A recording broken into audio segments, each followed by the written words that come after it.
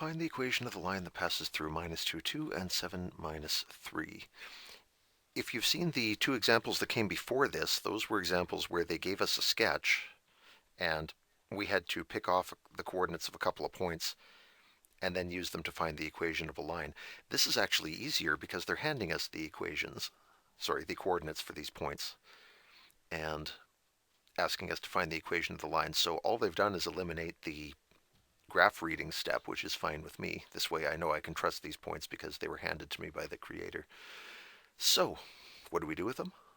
Well, you remember a line equation typically comes in this format, what we call slope-intercept form, where this number in front of the x is our slope, and this number is our y-intercept, which we'll get afterwards. We can find slope because we have a formula for it. Slope is rise over run, or we say it as the difference of your y-coordinates divided by the difference of your x-coordinates. And we've been handed those coordinates up there. So for y-coordinates, we end up at minus 3. We started at 2, so minus 3 minus 2. We'll do it for the y's. And for the x's, we have 7 back to minus 2. So careful here, 7 minus negative 2.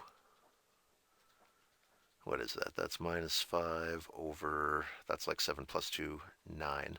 So the slope of this line is negative 5/9, which means our equation, unfinished, but we still have a good chunk of it here, is y equals minus 5/9 x plus a b that we have yet to find. Okay, good. That's most of the way there. How do we get this b? We need to plug in a point, some point that's on our line. If we can put in coordinates for x and y, so those become numbers, the only thing left in this expression will be b. It'll be the only unknown, and that means we can solve for it. So let's take one of these points and plug it in. For no particular reason, I'll take the 7 and the minus 3. So our y-coordinate is minus 3. We get y equals minus 5/9 x plus b. That's minus 3 equals minus 35/9 plus b. Back to top. If we do that in ninths, that's minus 27.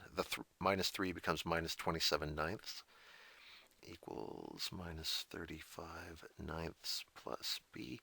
Add 35/9 to each side, and we get 8/9 equals b. So our finished line, from up here we already knew it was minus 5/9 x for the first section, plus, and now we know our b value is 8/9.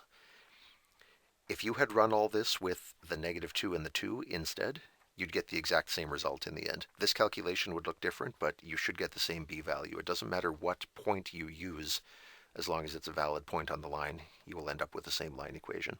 So our slope is minus 5/9, our y-intercept is 8/9, and there's our equation done.